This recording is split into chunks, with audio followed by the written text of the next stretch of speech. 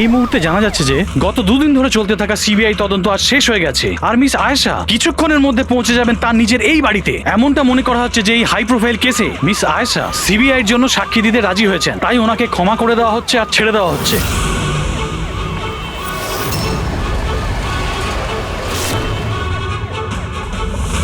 Ma'am, এটা কি সত্যি যে আপনি সিবিআই এর জন্য সাক্ষী দিতে রাজি হয়েছেন? ম্যাম, পুলিশ আপনাকে নিজের থেকে সিকিউরিটি দিচ্ছে নাকি সিবিআই? ম্যাম, এটা কি সত্যি যে আপনার কাছে উপযুক্ত প্রমাণ আছে?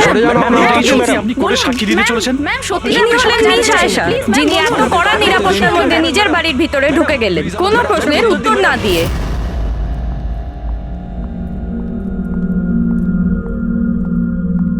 ম্যাডাম, খাবার রেডি আছে, দিয়ে দেবো কি? না, আমার খিদে নেই। তুমি একটা কাজ করো, ওনাদের খেতে দিয়ে দাও। হ্যাঁ ম্যাডাম। আমার খুব ভয় করছে। একই কথা বলছেন আপনি? কিসের ভয় পাচ্ছেন? ওরা যদি আমাকে মেরে ফেলার চেষ্টা করে? ম্যাডাম, আপনার কিচ্ছু হবে না। আপনার সুরক্ষার জন্যই আমরা আপনার সাথে আছি। আমি একটা কাজ করছি, প্রথমে ওপরে গিয়ে আপনার রুমটা চেক করছি।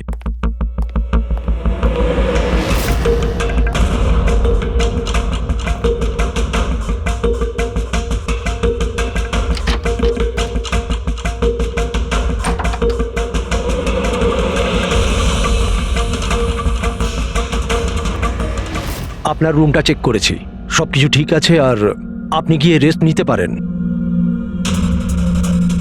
দেখুন, আপনার কিচ্ছু হবে না। আর তাছাড়াও শুধুমাত্র একটা রাতের ব্যাপার, সকালে কোর্টে রায় বেরিয়ে যাবে আর ওরা গরাদের পিছনে চলে যাবে। You just relax.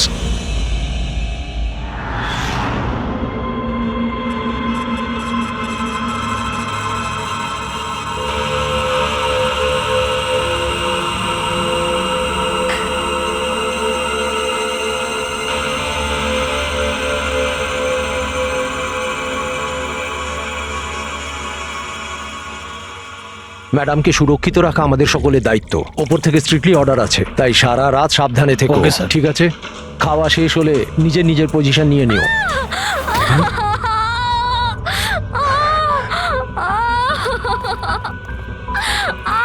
Madam, madam, madam, madam, দরজা খুলুন। ম্যাডাম, দরজা খুলুন। দরজাটা খুলুন ম্যাডাম।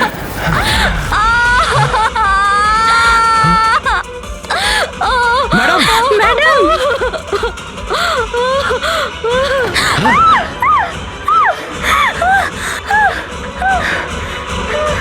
ও শিট।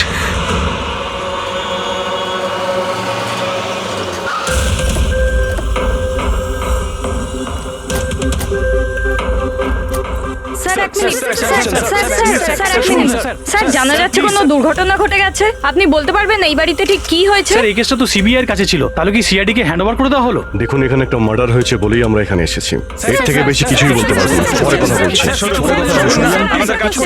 একটু সরে যান। আসুন স্যার।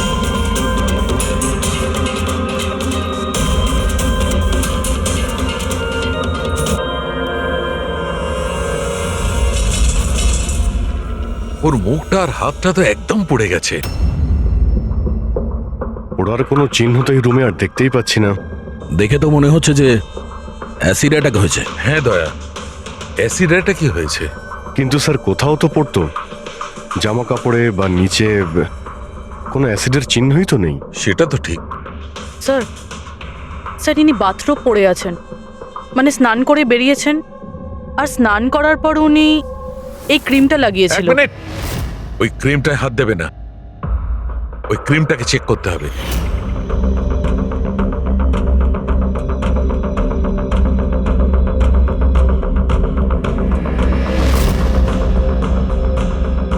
আরে, এ তো কিছুই হলো না। হবে পঙ্কজ, ওয়েট।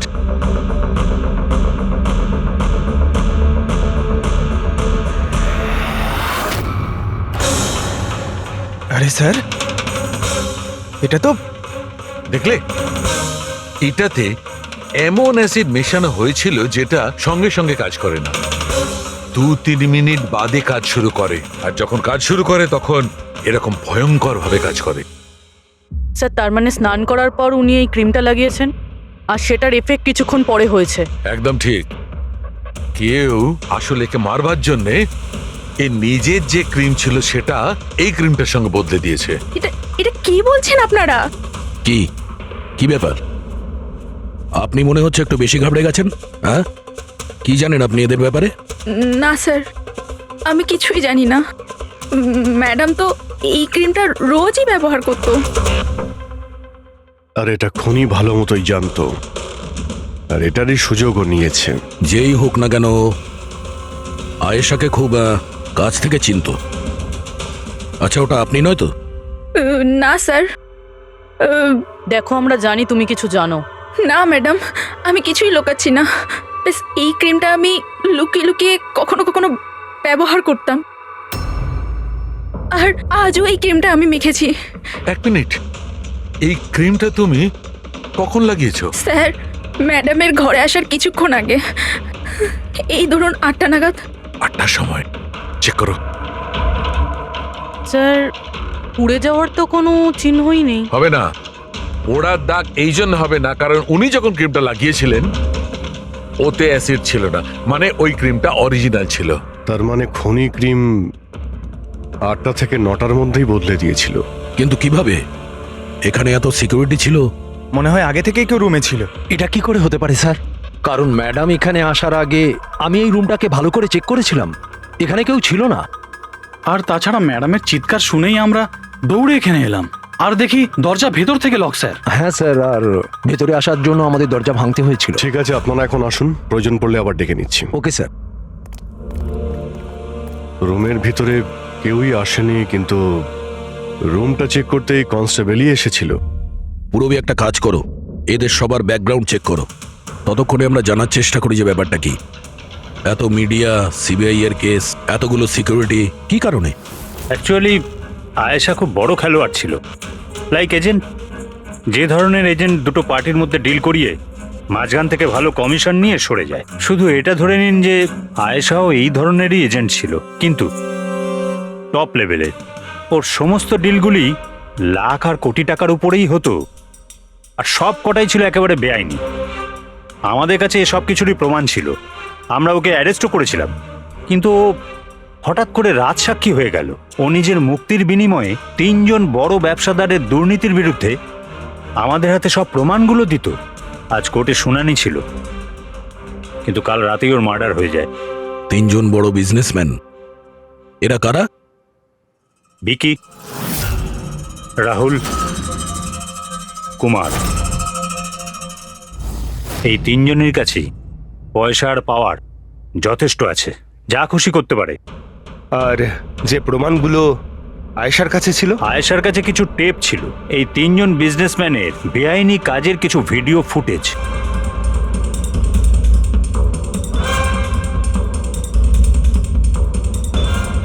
তার মধ্যে কুমারের একটা ক্লিপ আমাদের কাছে আছে। এই দেখো দয়া। চিয়ার্স। টাকাটা কবে ট্রান্সফার করছেন মিস্টার কুমার? ব্যাস, যেই আমাদের কাছে গানস পৌঁছে যাবে আপনার অ্যাকাউন্টে টাকা পৌঁছে যাবে। সেসবের চিন্তা আপনি করবেন না মিস্টার কুমার, ওনাদের কাছে অস্ত্রের তো কোনো খামতিই নেই, এমনিতেই তো পড়ে পড়ে জংই ধরছে। হ্যাঁ, তাছাড়া পাওয়ারে থাকার তো এটাই সুবিধা, তাই না? যখন যেটা মন চায় করে না। আপনি শুধু এই কনসাইনমেন্টটা সম্পূর্ণ করে দিন, আমাদের তো একসঙ্গে অনেক কাজ করতে হবে, তাই না? একদম। আর এটা তো সবে শুরু। আমি যতদিন আছি আপনাদের দুজনকে কোনো চিন্তা করার দরকার নেই। এটা একটা স্যাম্পল দয়া, এটা থেকে কিছু প্রমাণ করা যাবে না। অবশ্য প্রমাণ হিসেবে আয়েশার কাছে দেওয়ার মতো অনেক কিছুই ছিল, কিন্তু ও আমাদের কিছুই দেয়নি। ও চেয়েছিল যে এই সমস্ত প্রমাণগুলো ও কোর্টের হাতে নিজেই দেবে। নিজের নিরাপত্তার বদলে ও আমাদের সামনে এই শর্ত রেখেছিল। বাকি টেপগুলো ছাড়া এই টেপ আমাদের কোনো কাজেই আসবে না। এই টেপ আপনার কাজের না হতে পারে, কিন্তু আমাদের কাজে লাগতে পারে। এই 3 জনকে বিরোধে ডাকার জন্য যথেষ্ট। যে লেভেল পর্যন্ত এরা পৌঁছেছে, এদের পক্ষে আয়েশার মার্ডার প্ল্যান করা খুব একটা বড় ব্যাপার নয়। ভিকি, কালকে কোথায় ছিলে? কাল একটা পার্টিতে ছিলাম। এগুলো ওই লোকগুলোর স্টেটমেন্ট আর সিগনেচার, যারা কাল রাত 9টা থেকে 3টে অবধি আমার ক্লায়েন্টের সাথে ছিল। টাইম তো আমরা জিজ্ঞাসা করিনি। দেখুন, আয়েশার মাথা খারাপ ছিল, ও এমনই মন গড়া গল্পগুলো শোনাতো যাতে ও শাস্তি থেকে বেঁচে যায়, দ্যাটস ইট। আয়েশা আপনাকে ঠকিয়েছে, আপনার বিরুদ্ধে সিবিআই এর কাছে প্রমাণ দিয়েছে। রাগ হওয়াটা তো স্বাভাবিক। হ্যাঁ, ভেবেছিলেন খুন করে দেওয়া যাক ওকে? রাগ নয় স্যার, বরং আফসোস হলো ওর ওপর। কারণ ও চাইলেও কিছু করে উঠতে পারতো না স্যার, কারণ ওর করার মতো কিছুই ছিল না। এটা আমার ক্লায়েন্ট রাহুলের অ্যালিবাই। কাল রাত্রে ইনি কিন্তু নিজের বিজনেস পার্টনারদের সাথেই ছিলেন, এর মধ্যে সমস্ত ডিটেলস আছে।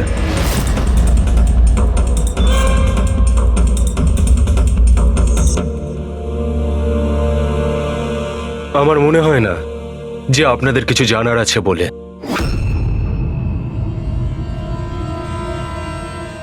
আপনারা যেতে পারেন। ধন্যবাদ।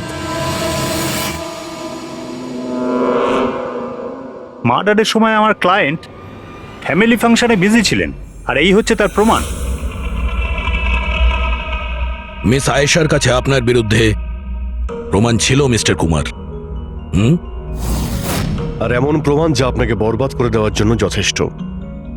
আয়েশা খুবই চালাক মেয়ে, ভালো হয়েছে মারা গেছে, নাহলে আমি ওকে মেরে ফেলতাম। মারতেন না মেরে ফেলেছেন? না স্যার, আমি ওকে মারিনি, কিন্তু ওই মানুষটাকে আমি নিশ্চয়ই থ্যাঙ্কস বলবো যে আমার মনের ইচ্ছেটাকে পূরণ করেছে। আপনি যেতে পারেন, তবে খুব তাড়াতাড়ি দেখা হবে। Thank you.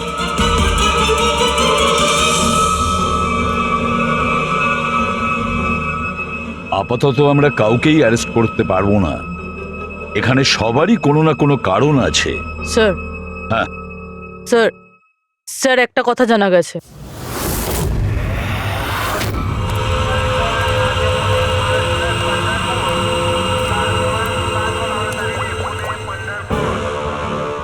হ্যালো, হ্যাঁ সব কিছু তৈরি।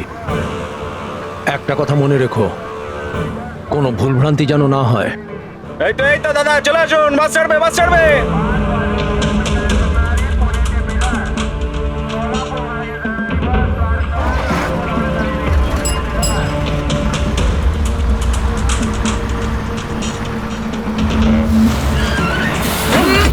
চাপ বাবা। আরে দাদা, কি হলো? বাস দাঁড়ালো কেন? আরে বাসের সামনে কেউ গাড়ি দাঁড় করিয়ে দিয়েছে দাদা। মাঝ রাস্তায়?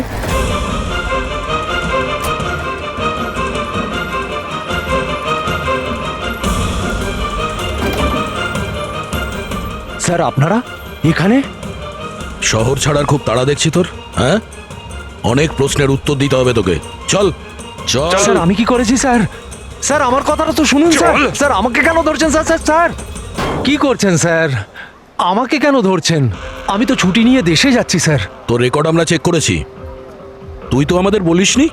হ্যাঁ, যে আয়েশার আগে তুই মিস্টার কুমারের জেট সিকিউরিটিতে ছিলি। হ্যাঁ স্যার, ওটাই তো আমার কাজ। আর আপনি তো জানেন যে সরকার আমাদের যেখানে পাঠায় সেখানে যেতে হয়। তোমার মোবাইলে কুমারের কল একবার নয় 3 বার, আয়েশার মার্ডারের ঠিক আগে। এটাও একটা কাজ। আপনারা ঠিক বলেছেন স্যার। কুমার আমাকে কল করেছিল, ও আয়েশা ম্যাডামের সঙ্গে কথা বলতে চাইছিল, কিন্তু আমি বারণ করেছিলাম স্যার। ও আমাকে টাকার লোভও দেখিয়েছিল, কিন্তু আমি তবুও কথা বলাইনি। প্রথমে 2 বার বারণ করেছিলি তুই, আর তারপর রাজি হয়ে গেলি তুই। হ্যাঁ ম্যাডাম, এই কুমার স্যার আবার ফোন করছেন। হ্যাঁ, আমাকে কোনো বিপদের ব্যাপারে বলতে চাইছে। ফোনটা দাও। এই নিন। হ্যাঁ বলো। আমি জানতে পারলাম তুমি আমার জন্য চিন্তা করছো, কোনো বিপদ থেকে আমাকে উদ্ধার করতে চাইছো। How strange. আমি বলে দিচ্ছি, আমি তোমাকে খুব ভালো মতো চিনি, আর এই সমস্ত কার্যকলাপ না তুমি অন্য কারোর সাথে করো। আর এমনিতেও যদি আমি জেলে যাই, এই টাকাগুলো নিয়ে আমি কি করব? আচার দেবো? এই টাকাটা না তুমি তোমার কাছেই রাখো, এটা তোমারই সাহায্যে লাগবে। কোনো দরকার নেই এই ফোনটা আমাকে দেওয়ার। আমার সাথে গেম খেলার চেষ্টা করে যাচ্ছে, আর তুমি ওকে সাহায্য করছো। আমি কোথায় ম্যাডাম? আপনাকে সাহায্য করছিলাম তো। ঠিক আছে থাক, শুধু এইটুকুনি জেনে রেখো, তুমি যদি ওকে সাহায্য করো না, রক্ষা পাবে না। আমি সিবিআই কে বলে দেবো, যদি আমার কিছু হয় তাহলে সবার প্রথমে তোমাকেই অ্যারেস্ট করবে। তুই গেছিলি না আয়েশার ঘরে ঠিক ওর রুমে ঢোকার আগে? ওর বিউটি ক্রিমটাকে অ্যাসিড ক্রিমে বদলাতে খুব বেশি সময় লাগেনি নিশ্চয়ই, তাই না? এ আপনি কি বলছেন স্যার? আমার কথা বিশ্বাস করুন, আমি সত্যি বলছি। যদি তুই সত্যি কথাও বলিস না, তাহলেও এই কেস যতক্ষণ না সলভ হচ্ছে তুই আমাদের হেফাজতে থাকবি, বুঝলি? এখন চল, নিয়ে চল ওকে, চল চল। আরে স্যার স্যার স্যার স্যার আমি কিছু করিনি স্যার, ছেড়ে দিন স্যার, প্লিজ স্যার। হ্যাঁ পুরবি বলো। স্যার ওই ফুটেজটা যেটা ও সিবিআই কে পাঠিয়েছে সেটা ওই ঘর থেকেই শুট করা হয়েছে যেখানে ওর খুন হয়েছিল। তার মানে আয়েশার বেডরুমে? হ্যাঁ স্যার, ওরই বেডরুমে। আসলে এই ফুটেজটা 1 বছর আগের, ফার্নিচার বদলানো হয়েছিল তাই বোঝা যাচ্ছিল না। Are you sure? স্যার 100%, এটা সেই ঘরটাই। হ্যাঁ, একটা ভাইটাল ইনফরমেশন দিলে Purbi, thank you so much. Purbi বলল যে আয়েশা মিনিস্টার আর মিস্টার কুমারের স্টিংটা ওই রুমেই করেছে। আর যদি এটাই হয়, ক্যামেরা ওই ঘরেই কোথাও লুকানো আছে, তার মানে ক্যামেরা এখনো ওখানেই আছে।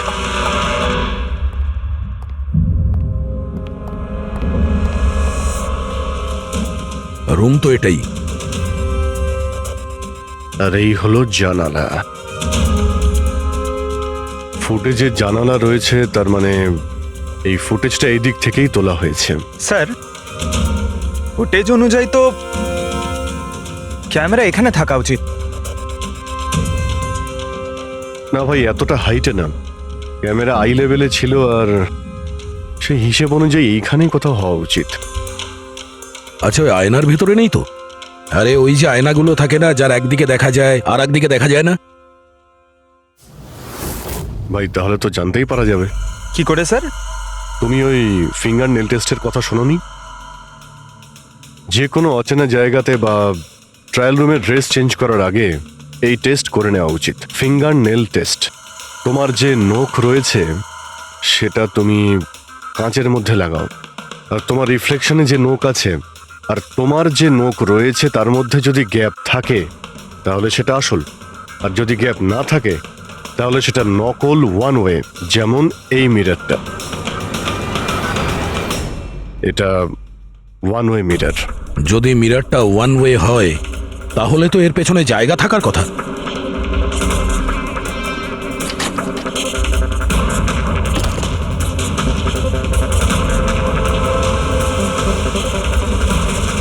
অভিজিৎ,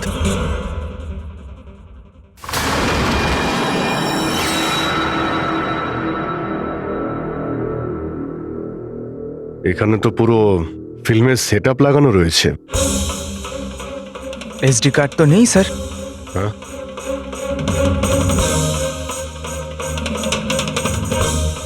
লকার খালি। স্যার মনে হয় টেপটা এখানেই রাখতাম। এই জায়গা থেকেও বড় বড় লোকের কেলেঙ্কারি রেকর্ড করেছে, আর এই জায়গায় ব্যবহার করে খুনি ওকে খুন করে দিয়েছে। হতে পারে এই ওয়ান ওয়ে মিরর দিয়ে ওকে ছটপট করে মরতে দেখেছে ও। স্যার তার মানে আমরা যখন ওখানে লাশের সঙ্গে ছিলাম তখনও এখানে ছিল, আর আমাদের যাওয়ার পরে সুযোগ বুঝেও এখান থেকে পালিয়ে গেছে। তার মানে আয়েশা আর পুলিশের অনুপস্থিতিতে লোকটা বাড়িতে ঢুকেছিল, হয়তো বাড়ির পিছন থেকে।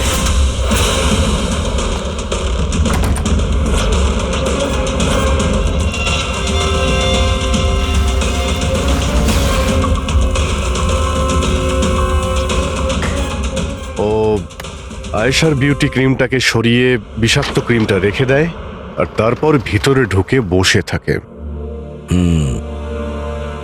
তার মানে ও চোখের সামনে আয়েশা ওই ক্রিমটা লাগিয়েছে, আর একটু বাদে ছটফট করতে করতে মরে গেছে। তারপর পুলিশ আর রাখি এখানে আসে, তখনও ভেতরে ছিল। তারপর আমরা এখানে এসেছি, তখনও ভেতরে ছিল। তারপর রাত্রে সুযোগ পেতেই ও টেপগুলো নিয়ে এখান থেকে পালিয়ে গেছে, মনে হচ্ছে ওই রাস্তা দিয়েই। কিন্তু স্যার মেইন গেটে তো পুলিশ দাঁড়িয়ে ছিল, ও মনে হয় পেছন থেকেই পালিয়েছে। এমন তো কিছু নয় স্যার, কিন্তু হ্যাঁ স্যার, প্রায় ধরুন মাঝরাতের দিকে গাড়ির চাকার এরকমই একটা আওয়াজ শুনতে পেয়েছিলাম। শব্দটা কোথা থেকে হয়েছিল মনে আছে তোমার? এই তো স্যার, এই পেছনের দিক থেকে, কিন্তু একবারই পেয়েছিলাম স্যার, আর দ্বিতীয়বার শুনিনি স্যার। ঠিক আছে, থ্যাংক ইউ।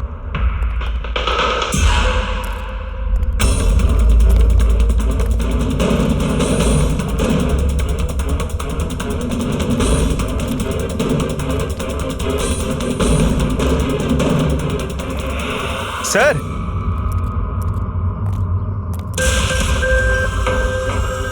স্যার টায়ারের ঘষার চিহ্ন তো রয়েছে এখানে। এ দেখতে পাচ্ছ এখানে এই তেল আর জল পড়ে আছে। মনে হচ্ছে এসি চালিয়ে গাড়ি এখানে অনেকক্ষণ দাঁড়িয়েছিল। আর তারপর গাড়ি এখান থেকে বেরিয়ে গেছে। ওই কনস্টেবল এই গাড়িরই টায়ারের আওয়াজ শুনেছিল। যদি গাড়িটা এখানে অপেক্ষা করেই থাকে তাহলে হঠাৎ এমন কি হলো যে তাড়াহুড়ো করে চলে গেল? স্যার মনে হয় কেউ দেখে ফেলেছিল, ওই জন্য ভয়তে পালিয়ে গেছো। পয়েন্ট আছে। এখানে আশপাশটা জিজ্ঞাসা করে দেখি।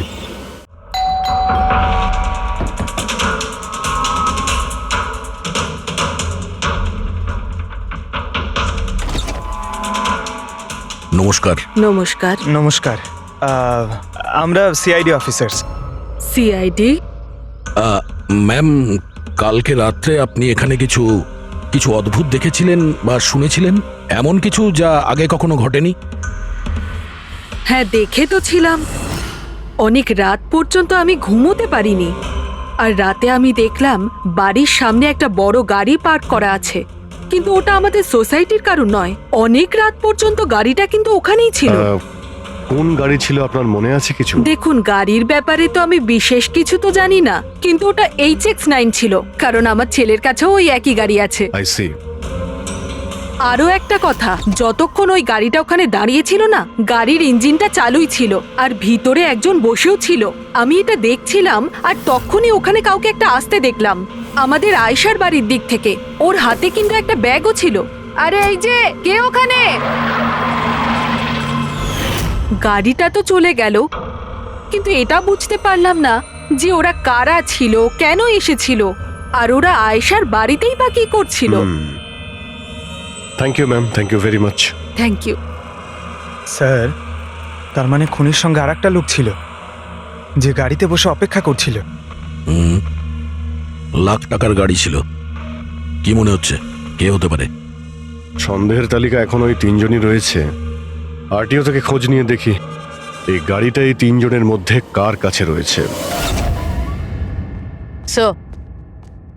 স্যার, এই ধরনের দামি গাড়ি 3 জনের কাছে আছে। কি? হ্যাঁ স্যার, খুবই শৌখিন লোক, এক একজনের কাছে অনেক গাড়ি আছে। তাহলে এই 3 জনের মধ্যে ওই গাড়িটা কার আছে কি করে জানতে পারবো? তাও সিচুয়েশন অনুযায়ী খুনি এই তিনজনের মধ্যে কেউ মনে হচ্ছে। না স্যার, আমরা তিনজন এই খুনের ব্যাপারে কিচ্ছু জানি না। আপনারা এখানে কেন? স্যার, আয়েশা জীবনকালে তো আমাদের বাঁচা দুষ্কর করেই দিয়েছিল, এখন মরার পরেও আমাদের বাঁচা দুষ্কর করে দিচ্ছে। তার মানে? স্যার, আয়েশার খুনি ও আমাদের প্রত্যেককে ফোন করে 25 কোটি টাকা করে চেয়েছে, তাও আবার 24 ঘন্টার মধ্যে। আর হুমকি দিয়েছে আমরা যদি না দিই তাহলে ও আমাদের টেপ লিক করে দেবে। এর মানে হচ্ছে আমাদের মার্ডারের সঙ্গে কোনো সম্পর্ক নেই। ওই গলাটাকে চিনতে পেরেছেন? না স্যার, আমি চিনতে পারিনি। আপনারাই শুনে নিন, আমি কলটা রেকর্ড করেছি। আয়েশাকে আমি খুন করেছি, আর ওই টেপসগুলো আমার কাছেই আছে। ওই টেপসগুলোর মধ্যে যা প্রমাণ আছে তোমাদেরকে সারা জীবন জেলে রাখার জন্য যথেষ্ট। 24 ঘন্টার মধ্যে কেম্যান ল্যান্ড ব্যাংকের অ্যাকাউন্ট নাম্বার 23122-তে 25 কোটি টাকা জমা করে দিন, না হলে এই প্রমাণটা পুরো দুনিয়া দেখবে। তোমাদের কাছে 24 ঘন্টা আছে, ভেবে নাও কি করবে। ওকে ট্রেস করো, দেখো কোথা থেকে ফোন এসেছে, কে ফোন করেছিল, দেখো কোনো ডিটেলস পাওয়া যায় কিনা। ওই যে ও অ্যাকাউন্ট নাম্বার দিয়েছে, ওটা দিয়ে হয়তো জানা যেতে পারে। না, ইন্টারন্যাশনাল ব্যাংক স্যার, কোনো ডিটেল দেবে না ওরা। হ্যাঁ, কথাটা ঠিকই। স্যার, হ্যাঁ, ইন্টারন্যাশনাল কল, প্রেস করতে পারছি না। তার মানে কিছুই হবে না? ওই বদমাসকে 25 কোটি টাকা দিতেই হবে? না। কেন দেবেন 25 কোটি টাকা ওই বদমাশ লোকটাকে? হ্যাঁ, আর কেন দেবেন যেখানে আপনারা কিছু করেননি? না কোনো ঘুষ দিয়েছেন আপনারা, না কোনো বেআইনি কাজ করেছেন। তাহলে আপনাদের বিরুদ্ধে ওই টেপে তো কিছুই থাকবে না। হ্যাঁ, যদি আপনারা কিছু করে থাকেন তাহলে। আরে এটা কি বলছেন স্যার? আমরা কিচ্ছু করিনি, আমরা ইনোসেন্ট, আমরা নির্দোষ। আপনি তো অযথাই আমাদের ওপর। আশ্চর্য তো। এনিওয়ে, থ্যাংক ইউ, আমরা নিজেরা সামলে নেব। চলো।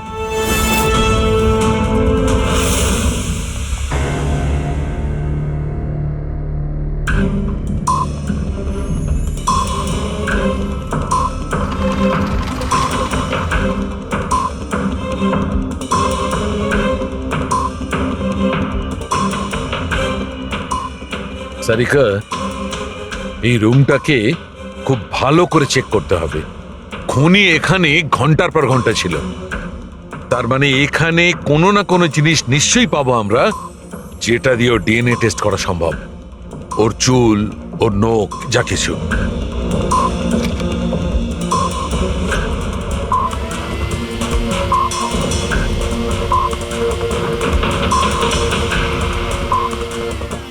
এক মিনিট সারিকা, হ্যাঁ একটা ফোর্সেপ দাও।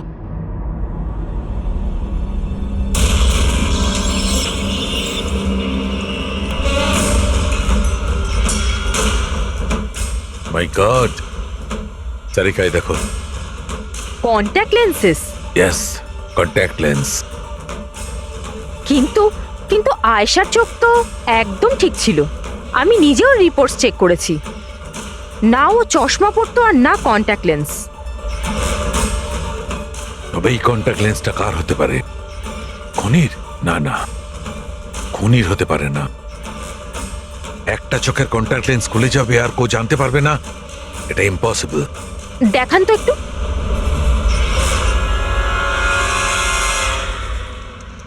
বেশ হাই পাওয়ারের লেন্স।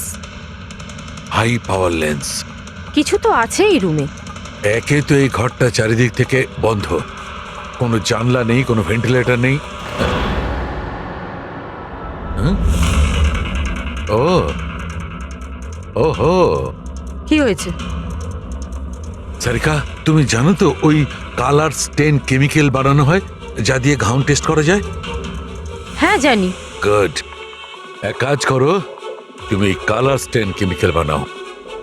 খুনি এখানে এই ঘরের মধ্যে ঘন্টার পর ঘন্টা ছিল, আর আমাদের অল্প সময়ের মধ্যে এত ঘাম হয়ে গেল। খুনির তো খুব ঘাম হয়েছিল। ইয়েস, এই ঘামটাকে চেক করব, তার থেকে জানা যাবে যে খুনি কোথায় ছিল, দাঁড়িয়ে ছিল না বসে ছিল না কিভাবে ছিল, সব কিছু। ওই র্যানসাম কলের কোনো মানেই হয় না, ওই কল বোগাস হতে পারে। হ্যাঁ স্যার, কারণটা আমাদের কেস থেকে সরানোর জন্য আর টাকা কামানোর জন্য। এই তিনজনের মধ্যে কেউ আয়েশাকে খুন করে আর ওই টেপটাকে চুরি করে, আর সে বাকি দুজনকে কল করে ব্ল্যাকমেল করছে। কিন্তু স্যার, সে কে? স্যার, আমার তো মনে হয় কুমার হতে পারে। ও ভীষণ রকচটা, যে কারো খুন করতে পারে। আর ওই বাকি দুজন, ওরাও কম যায় না স্যার। এই তিনজনের যেমন পয়সাও আছে তেমন ক্ষমতাও আছে এদের। খুনি এই তিনজনের মধ্যেই কেউ হবে স্যার। আর খুনির একজন সঙ্গীও আছে, যে ওই বাইরে গাড়িতে বসে খুনির জন্য অপেক্ষা করছিল। হ্যাঁ, হবে তো এই তিনজনের মধ্যেই কেউ, আর এমন একজন যে আয়েশাকে খুব কাছ থেকে চিনতো। এক্স্যাক্টলি, সেজন্য ও জানতো যে আয়নার পেছনেও আরো একটা রুম আছে, আর আয়েশা কোন ক্রিম ব্যবহার করতো সেটাও ও জানতো। স্যার, এর মানে ওই গোপন জায়গার ব্যাপারে খুনি ছাড়া আর কেউ কিছু জানতো না। এক্স্যাক্টলি। তাহলে স্যার? তাহলে আবার কি করবে দয়া? ধরে ফেলো ওদের। ওদের প্ল্যানিং এই, ওদেরকে ফাঁসাতে হবে।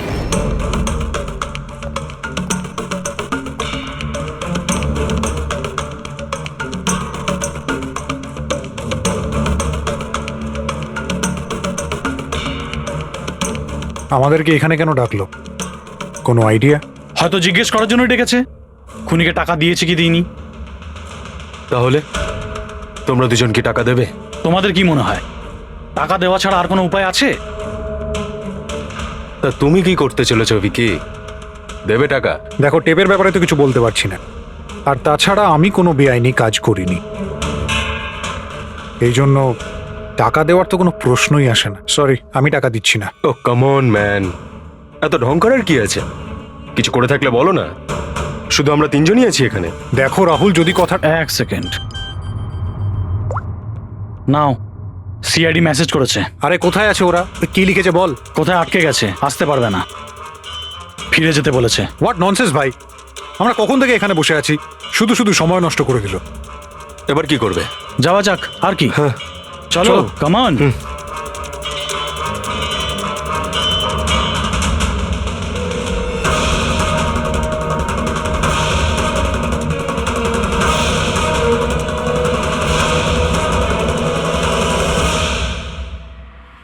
এই সে।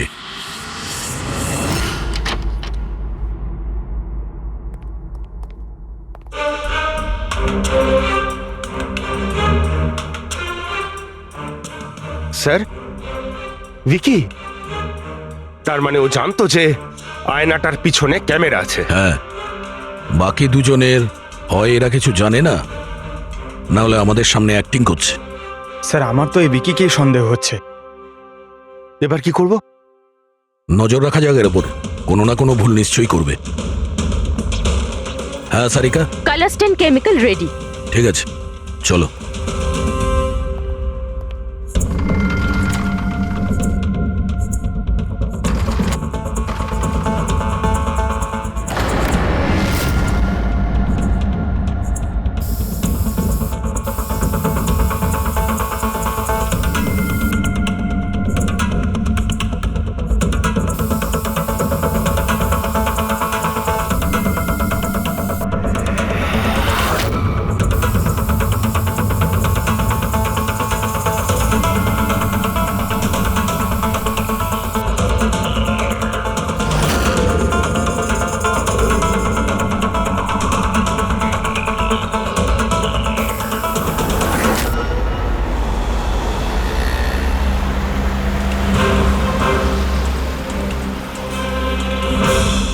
আরে স্যারও যাচ্ছেটা কোথায়? আরে কোথায় আর যাবে পঙ্কজ, বন্ধুদের সাথেই দেখা করতে যাচ্ছে, আবার কি?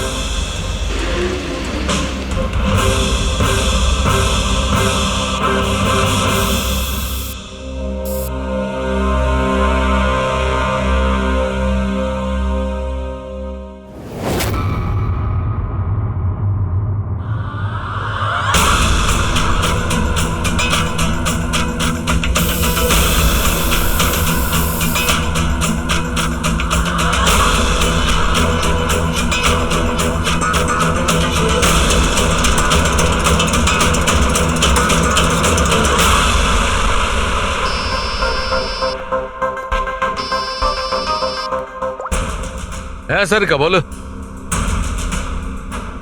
গুড, কিছু পেলে? মেঝেতে?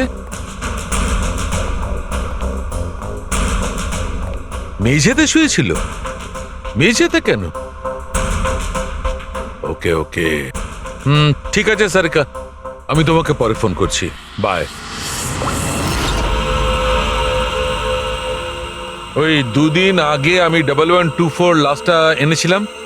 হ্যাঁ স্যার। কোথায় ওটা? ওর মুখটা দেখতে হবে। এই যে স্যার।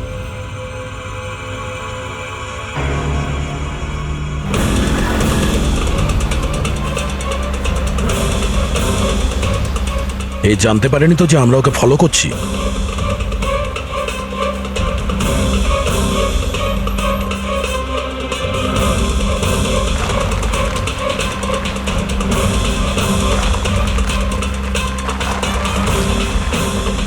স্যার, এটা সত্যি সত্যি বাড়িতে ঢুকে গেল।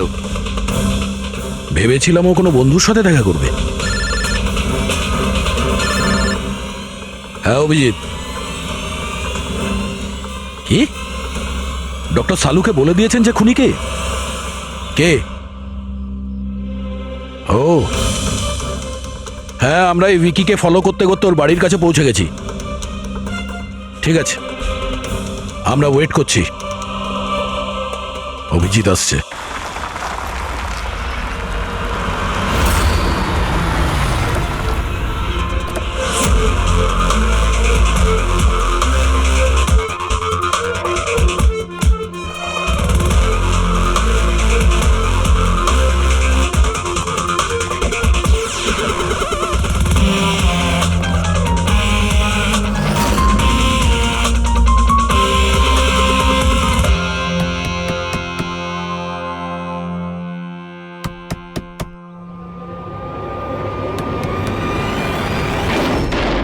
এক মিনিট, এটা কি করছেন আপনারা? আরে এটা কোনো ভদ্রতা হলো কারো বাড়ির ভিতরে ঢোকা? একদম বাজে কথা বলবে না। আমরা সত্যিটা জেনে গেছি। কোথায় লুকিয়ে রেখেছো ওকে? দেখুন, আপনি আমার কথা শুনুন, আপনার কোথাও ভুল হচ্ছে। আমি কিচ্ছু করিনি। আমি না আয়েশাকে খুন করেছি আর না এখানে কাউকে লুকিয়ে রেখেছি। আমরা কখন বললাম যে তুমি আয়েশার খুন করেছো? হ্যাঁ, একেই বলে চোরের নজর বোচকার দিকে। দেখুন, আমার কথাটা বোঝার চেষ্টা করুন। আপনারা আমার কথাটা শুনুন, আপনারা আমার কথা কেন শুনছেন না? হ্যালো, আপনারা এইভাবে ভিতরে ঢুকতে পারেন না।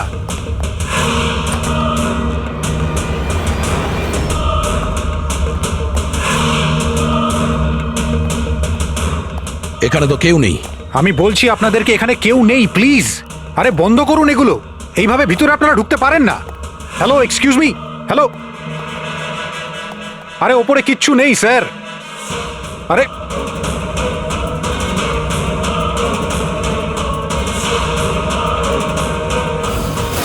প্লিজ দেখুন, এখানে কিচ্ছু নেই, কেউ নেই এখানে। আরে আপনারা তো আমার কোনো কথাই শুনছেন না। আজব তো, কখন থেকে বলছি এখানে কেউ নেই। আরে কেউ নেই এখানে। হ্যালো স্যার,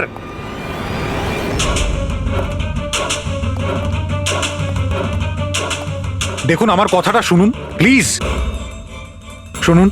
দেখুন দেখুন, আমি আপনাকে বলছি আমি আয়েশাকে খুন করিনি। প্লিজ আমার কথাটা বোঝার চেষ্টা করুন, আমি সত্যি বলছি। আমরা জানি যে তুমি আয়েশাকে খুন করনি। তাহলে আপনারা এখানে কি খুঁজছেন? 1 মিনিট সব জানতে পারবে।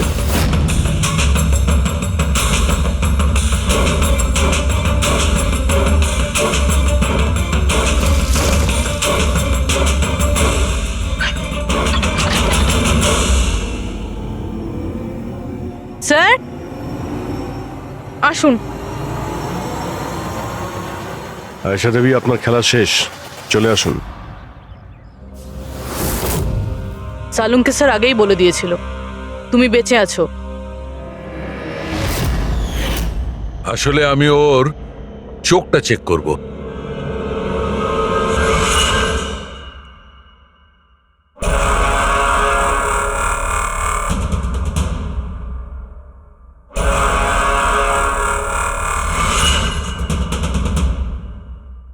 আমি যেটা ভেবেছিলাম সেটাই ঠিক।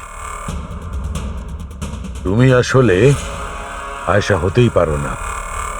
তুমি তো সে যাকে ঘরের মধ্যে বেঁধে রাখা হয়েছিল। অন্য কোনো মেয়েকে আয়েশা বানিয়ে নির্মমভাবে ওকে হত্যা করেছো। কে ছিল ওই মেয়েটা?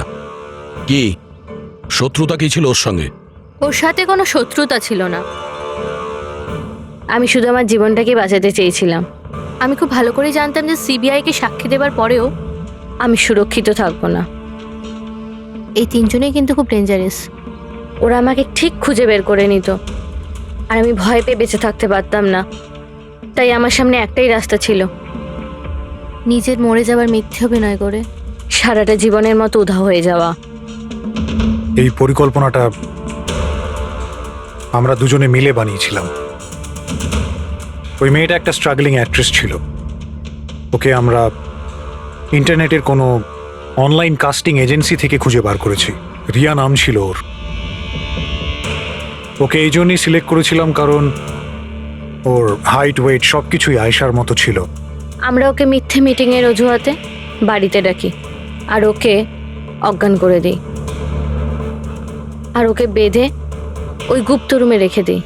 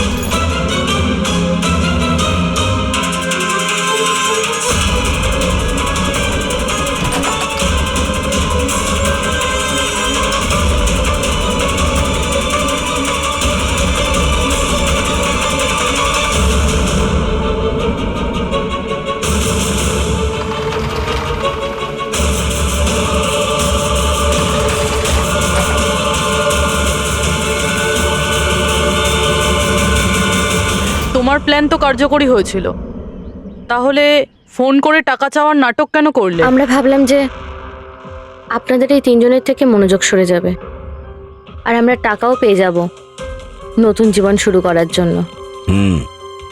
প্রয়োজনের থেকে বেশি চালাকি আর লোভ তোমাদের নিজেদের জালেই ফাঁসিয়ে দিয়েছে। চিন্তা করো না, তোমাদের জীবন নতুন করে শুরু হবে, কিন্তু সেটা জেলে।